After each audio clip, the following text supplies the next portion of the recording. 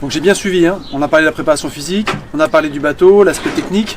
Après j'ai aussi, je voulais revenir dessus, vous êtes deux sur un bateau, hein. Donc il y a un coéquipier. Ouais. Comment ça se passe en fait? Comment ensemble, vous faites tout ensemble ou vous vivez ensemble ou comment ça se passe? Une cohabitation? Effectivement, donc nous on est à deux sur le bateau, c'est en double. Et on passe beaucoup de temps ensemble, quoi. Nous on a l'habitude souvent de dire en rigolant, on passe plus de temps avec nos équipiers qu'avec nos copines, quoi. Donc c'est une particularité, une spécificité de notre bateau, là, du 49er. Donc c'est un support double. Et c'est vraiment quelque chose d'assez particulier. Il y a cette relation avec l'autre qui est quand même très très important. On dit souvent qu'à un certain niveau technique égal, c'est le mental après qui va faire la différence. Et donc nous en double, le mental il est très lié à ce relationnel à deux, quoi. Donc on a nos personnalités qui sont plus ou moins différentes, il faut arriver à bien s'entendre. Je disais qu'il y avait une partie de gestion de projet à bien répartir les rôles aussi. Certaines personnes peuvent être plus pertinentes ou préférer par exemple la préparation du matériel, faire les mesures de voile. D'autres personnes vont être plus intéressées sur la planification du projet, la gestion des partenaires, réserver les hébergements, tout ce qui est la petite partie logistique, quoi. Donc il y a vraiment une répartition, un équilibre à trouver. Donc ça passe principalement par la communication, hein. C'est vraiment le point clé un peu du double. C'est l'élément phare, c'est bien communiquer entre nous, que ce soit sur la gestion de projet, ou après il y a cette partie entraînement, navigation sur l'eau, où quand on est en course, voilà, il y a plus de pression, donc il y a plus de tension forcément. On a peut-être un peu plus de difficulté à mettre les formes dans notre manière de parler, dans les mots qui sont choisis un peu dans le feu de l'action. Donc là il y a vraiment tout un travail de nouveau sur toujours ce thème un peu général de la communication, sur lequel on essaie vraiment de faire attention, de soulever les points difficiles. Donc là c'est le travail qu'on fait avec le préparateur mental, un peu de soulever le point difficile, de communiquer les points difficiles, qu'est-ce que l'autre attend un peu plus de son partenaire, etc. Est-ce que vous expliquez à des personnes externes, à l'extérieur, qui sont quand même là pour vous aider, pour vous accompagner, pour vous coacher? Voilà, on essaie toujours d'être accompagné. On a donc le coach de l'équipe de France de notre série qui chapeaute un peu tout.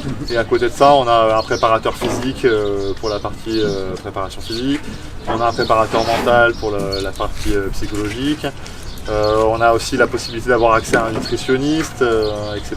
Donc on a aussi par exemple quelqu'un qui s'occupe de la météo, un météorologue au sein de l'équipe de France qui peut faire des points météo tous les jours. Donc on essaie de chercher un accompagnement un peu dans tous les domaines. C'est un vrai travail d'équipe. Voilà, c'est vraiment, on a toute une équipe derrière nous qui nous aide et qui nous soutient et qui nous aide à avancer, quoi. Et comment tu choisis ton coéquipier? Comment ça se fait? Ça se fait naturellement? Ça se fait par une rencontre comme ça? Ou il y a vraiment un recrutement très spécifique suivant des critères? C'est vrai que c'est une bonne question.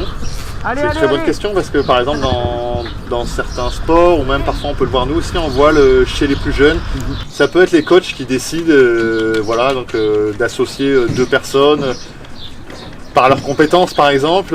Ça peut être deux personnes qui s'entendent pas forcément bien, mais bon voilà, leur association vont faire que ça va bien marcher. Complémentaire, quoi. Donc on peut tout voir. Moi historiquement je me suis toujours associé avec des personnes avec qui j'avais une certaine affinité.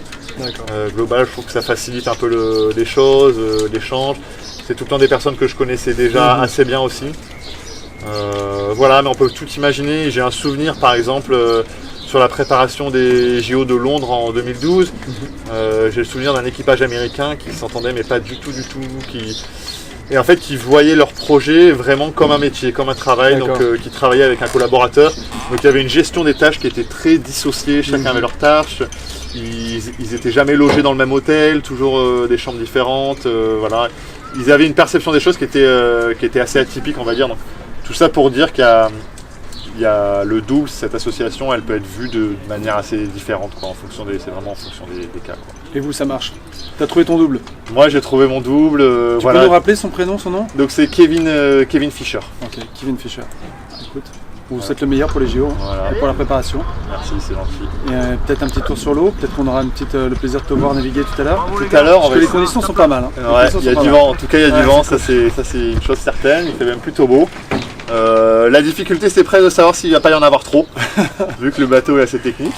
Bon, ce qu'on fait c'est qu'on déj et on le check après. Voilà, on fera un petit point, on fera la nave après. Au top, je te remercie beaucoup.